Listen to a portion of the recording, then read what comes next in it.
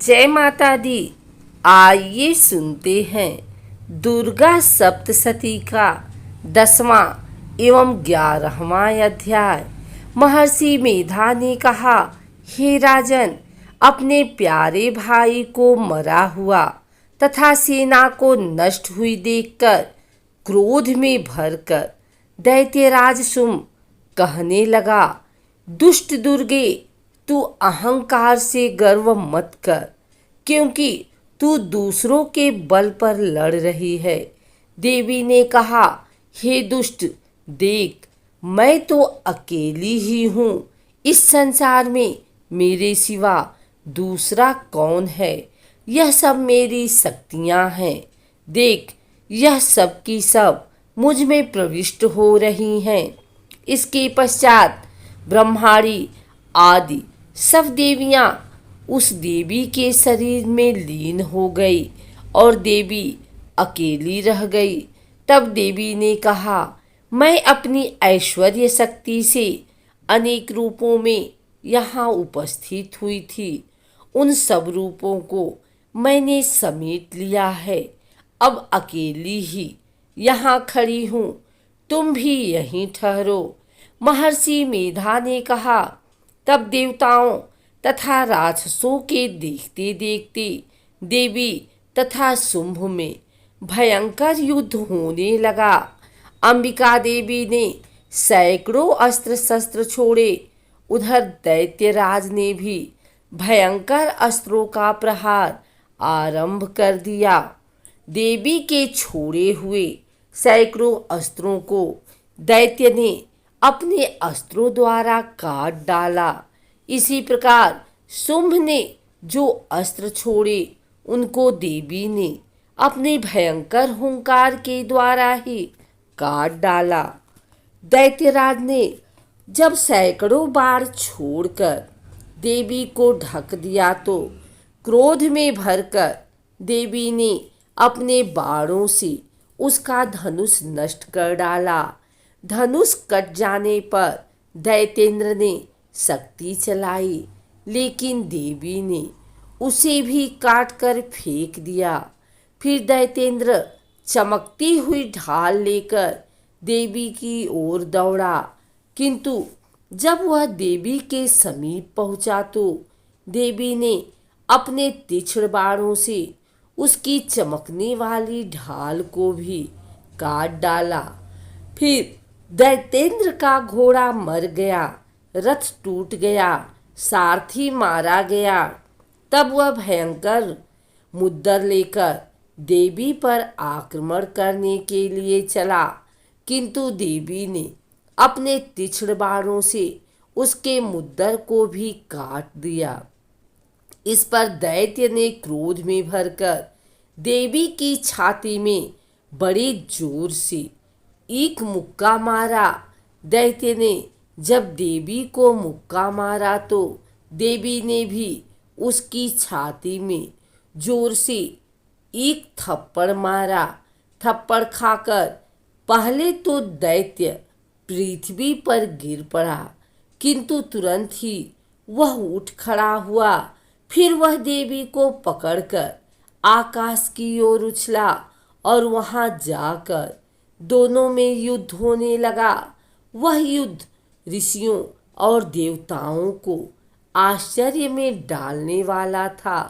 देवी आकाश में दैत्य के साथ बहुत देर तक युद्ध करती रही। फिर देवी ने उसे आकाश में घुमाकर पृथ्वी पर गिरा दिया। दुष्टात्मा दैत्य पुनः उठकर देवी को मारने के लिए दौड़ा। तब उसको अपनी ओर आता हुआ देखकर देवी ने उसकी छाती विदीर्ण करके उसको पृथ्वी पर पटक दिया।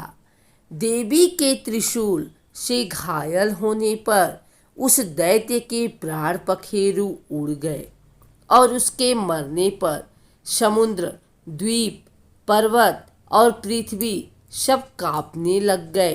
तदंतर उस दुष्टात्मा के मरने से संपूर्ण जगत प्रसन्न व स्वस्थ हो गया तथा आकाश निर्मल हो गया। पहले जो उत्पात सूचक मेघ और उल्कापात होते थे वह सब शांत हो गए। उसके मारे जाने पर नदियां अपने ठीक मार्ग से बहने लगी। संपूर्ण देवताओं का हृदय हर्ष से भर गया और गंधर्वियां सुंदर गान गाने लगी। गंधर्व बाजे बजाने लगे और अप्सराएं नाचने लगी। पवित्र वायु बहने लगी। सूर्य की कांति स्वच्छ हो गई। यज्ञशालाओं की बुझी हुई अग्नि अपने आप प्रज्वलित हो उठी तथा चारों दिशाओं में शांति फैल गई। 11वां अध्याय प्रारंभ। देवताओं का देवी की स्तुति करना। महर्षि मेधा कहते हैं, दैत्य के मारे जाने पर इंद्रादि देवता अग्नि को आगे करके कात्यायनी देवी की स्तुति करने लगे।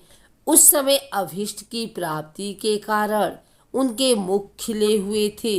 देवताओं ने कहा, हे शरणागतों के दुख दूर करने वाली देवी, तुम प्रसन्न हो। हे संपूर्ण जगत की माता, तुम प्रसन्न हो। विंध्येश्वरी, तुम विश्व की रक्षा करो, क्योंकि तुम इस चर और अचर की ईश्वरी हो। हे देवी, संपूर्ण जगत की आधार रूप हो, क्योंकि तुम पृथ्वी रूप में भी स्थित हो और अत्यंत पराक्रम वाली देवी हो। तुम विष्णु की शक्ति हो और विश्व की बीज परम माया हो और तुमने ही इस संपूर्ण जगत को मोहित कर रखा है। तुम्हारे प्रसन्न होने पर ही यह पृथ्वी मोक्ष को प्राप्त होती है। हे देवी, संपूर्ण विद्याएं तुम्हारे ही भिन्न भिन्न स्वरूप हैं। इस जगत में जितनी स्त्रियां हैं वह सब तुम्हारी ही मूर्तियां हैं। एकमात्र तुमने ही इस जगत को व्याप्त कर रखा है। तुम्हारी स्तुति किस प्रकार हो सकती है, क्योंकि तुम परम बुद्धि रूप हो और संपूर्ण प्राणी रूप स्वर्ग और मुक्ति देने वाली हो। अतः इसी रूप में तुम्हारी स्तुति की गई है। तुम्हारी स्तुति के लिए इससे बढ़कर और क्या युक्तियां हो सकती हैं। संपूर्ण जनों के हृदय में बुद्धि रूप होकर निवास करने वाली, स्वर्ग तथा मोक्ष प्रदान करने वाली, हे नारायणी देवी, तुमको नमस्कार है। कला काष्ठा आदि रूप से अवस्थाओं को परिवर्तन की ओर ले जाने वाली तथा प्राणियों का अंत करने वाली नारायणी, तुमको नमस्कार है। हे नारायणी, संपूर्ण मंगलों के मंगल रूप वाली, हे शिवे, हे संपूर्ण प्रयोजनों को सिद्ध करने वाली, हे शरणगत वत्सला, 3 नेत्रों वाली गौरी, तुमको नमस्कार है। सृष्टि स्थिति तथा संहारों की शक्तिभूता सनातनी देवी, गुणों का आधार तथा सर्वसुखमयी नारायणी, तुमको नमस्कार है। हे शरण में आए हुए शरणागतों, दीन दुखियों की रक्षा में तत्पर, संपूर्ण पीड़ाओं को हरने वाली, हे नारायणी, तुमको नमस्कार है। हे नारायणी, तुम ब्रह्माणी का रूप धारण करके हंसों से जुते हुए विमान पर बैठती हो तथा कुश से अभिमंत्रित जल छिड़कती रहती हो। तुम्हें नमस्कार है। महेश्वरी रूप से त्रिशूल, चंद्रमा और सर्पों को धारण करने वाली, हे महावृषभ वाहन वाली नारायणी, तुम्हें नमस्कार है।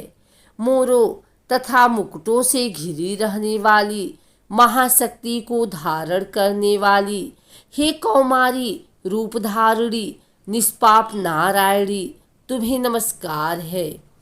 हे शंख चक्र गदा पर श्रांग धनुष रूप आयुधों को धारण करने वाली वैष्णवी शक्ति रूपा नारायणी, तुम हम पर प्रसन्न होवो, तुम्हें नमस्कार है। हे दांतों पर पृथ्वी धारण करने वाली वाराह रूपली कल्याणमयी नारायणी तुम्हें नमस्कार। हे उग्र रूप नरसिंह रूप से दैत्यों को मारने वाली, त्रिभुवन की रक्षा में संलग्न रहने वाली नारायणी तुम्हें नमस्कार है। हे मस्तक पर किरीट और हाथ में महावज्र धारण करने वाली, सहस्त्र नेत्रों के कारण उज्ज्वल वृत्तासुर के प्राण हरने वाली इंद्रिय शक्ति, हे नारायणी तुम्हें नमस्कार है। हे शिवदूती स्वरूप से दैत्यों के महामद को नष्ट करने वाली, हे घोर रूप वाली, हे महाशब्द वाली, हे नारायणी तुम्हें नमस्कार है। दाढ़ों के कारण विकराल मुख वाली, मुंडमाला से विभूषित मुंडमर्दिनी चामुंडा रूपा नारायणी तुम्हें नमस्कार है। हे लक्ष्मी, लज्जा, महाविद्या, श्रद्धा, पुष्टि, स्वधा, ध्रुवा, महारात्रि तथा महाविद्या रूपा नारायणी तुमको नमस्कार है। हे मेधा, सरस्वती, सर्वोत्कृष्ट ऐश्वर्य रूपिणी पार्वती, महाकाली, नियंता तथा ईश रूपिणी नारायणी तुम्हें नमस्कार है। हे सर्वस्वरूप सर्वेश्वरी, सर्वशक्ति युक्त देवी, हमारी भय से रक्षा करो तुम्हें नमस्कार है। हे कात्यायनी, तीनों नेत्रों से भूषित, यह तेरा सौम्य मुख सब तरह के डरों से हमारी रक्षा करे तुम्हें नमस्कार है। हे भद्रकाली, ज्वालाओं के समान भयंकर, अति उग्र एवं संपूर्ण असुरों को नष्ट करने वाली तुम्हारा त्रिशूल हमें भयों से बचावे तुमको नमस्कार है। हे देवी, जो अपने शब्द से इस जगत को पूरित करके दैत्यों के तेज को नष्ट करता है, वह आपका घंटा इस प्रकार हमारी रक्षा करे जैसे कि माता अपने पुत्रों की रक्षा करती है। हे चंडिके, असुरों के रक्त और चर्बी से चर्चित जो आपकी तलवार है वह हमारा मंगल करे, हम तुमको नमस्कार करते हैं। हे देवी, तुम जब प्रसन्न होती हो तो संपूर्ण रोगों को नष्ट कर देती हो और जब रुष्ट हो जाती हो तो संपूर्ण वांछित कामनाओं को नष्ट कर देती हो, और जो मनुष्य तुम्हारी शरण में जाते हैं उन पर कभी विपत्ति नहीं आती, बल्कि तुम्हारी शरण में गए हुए मनुष्य द्वारा आश्रय देने योग्य हो जाते हैं। अनेक रूपों से बहुत प्रकार की मूर्तियों को धारण करके इन धर्मद्रोही असुरों का तुमने संहार किया है। वह तुम्हारे सिवा कौन कर सकता था। चतुर्दश विद्याएं, सठ शास्त्र और चारों वेद तुम्हारे ही प्रकाश से प्रकाशित हैं, उनमें तुम्हारा ही वर्णन है। और जहाँ राक्षस विषैले सर्प शत्रुगण हैं, वहाँ और समुद्र के बीच में तुम साथ रहकर इस विश्व की रक्षा करती हो। हे विश्वेश्वरी, तुम विश्व का पालन करने वाली विश्वरूपा हो, इसलिए संपूर्ण जगत को धारण करती हो। इसलिए ब्रह्मा, विष्णु, महेश की भी वंदनीय हो। जो भक्ति पूर्वक तुमको नमस्कार करते हैं वह विश्व को आश्रय देने वाले बन जाते हैं। हे देवी, तुम प्रसन्न हो और असुरों को मारकर जिस प्रकार हमारी रक्षा की है, ऐसे ही हमारे शत्रुओं से सदा हमारी रक्षा करती रहो। संपूर्ण जगत के पाप नष्ट कर दो और पापों तथा उनके फलस्वरूप होने वाली महामारी आदि बड़े बड़े उपद्रवों को शीघ्र ही दूर कर दो। विश्व की पीड़ा को हरने वाली देवी, शरण में पड़े हुए पर प्रसन्न हो। त्रिलोकी निवासियों की पूजनीय परमेश्वरी, हम लोगों को वरदान दो। देवी ने कहा, हे देवताओं, मैं तुमको वर देने को तैयार हूँ। आपकी जैसी इच्छा हो वैसा वर मांग लो, मैं तुमको दूंगी। देवताओं ने कहा, ही सर्वेश्वरी, त्रिलोकी के निवासियों की समस्त पीड़ाओं को तुम इसी प्रकार हरती रहो और हमारे शत्रुओं को इसी प्रकार नष्ट करती रहो। देवी ने कहा, वैवस्वत मनवंतर के 28वें युग में 2 और महाअसुर शुंभ और निशुंभ उत्पन्न होंगे। उस समय मैं नंद गोप के घर से, यशोदा के गर्भ से उत्पन्न होकर विंध्याचल पर्वत पर शुंभ और निशुंभ का संहार करूंगी। फिर अत्यंत भयंकर रूप से पृथ्वी पर अवतीर्ण होकर मैं वैप्रचिति नामक दानवों का नाश करूंगी। उन भयंकर महाअसुरों को भक्षण करते समय मेरे दांत अनार पुष्प के समान लाल होंगे। इसके पश्चात स्वर्ग में देवता और पृथ्वी पर मनुष्य मेरी स्तुति करते हुए मुझे रक्तदंतिका कहेंगे। फिर जब 100 वर्षों तक वर्षा न होगी तो मैं ऋषियों की स्तुति करने पर आयोनिज नाम से प्रकट होऊंगी और अपने 100 नेत्रों से ऋषियों की ओर देखूंगी। अतः मनुष्य शताक्षी नाम से मेरा कीर्तन करेंगे। उसी समय मैं अपने शरीर से उत्पन्न हुए प्राणों की रक्षा करने वाले शाकों द्वारा सब प्राणियों का पालन करूंगी और तब इस पृथ्वी पर शाकंभरी के नाम से विख्यात होंगी। और इसी अवतार में मैं दुर्ग नामक महाअसुर का वध करूंगी। इससे मैं दुर्गा देवी के नाम से प्रसिद्ध होंगी। इसके पश्चात जब मैं भयानक रूप धारण करके हिमालय निवासी ऋषियों महर्षियों की रक्षा करूंगी, तब भीमा देवी के नाम से मेरी ख्याति होगी। और जब फिर अरुण नामक असुर तीनों लोकों को पीड़ित करेगा, तब मैं असंख्य भ्रमरों का रूप धारण करके उस महादैत्य का वध करूंगी। तब स्वर्ग में देवता और मृतलोक में मनुष्य मेरी स्तुति करते हुए मुझे भ्रामरी नाम से पुकारेंगे। इस प्रकार जब जब पृथ्वी राक्षसों से पीड़ित होगी, तब तब मैं अवतरित होकर शत्रुओं का नाश करूंगी।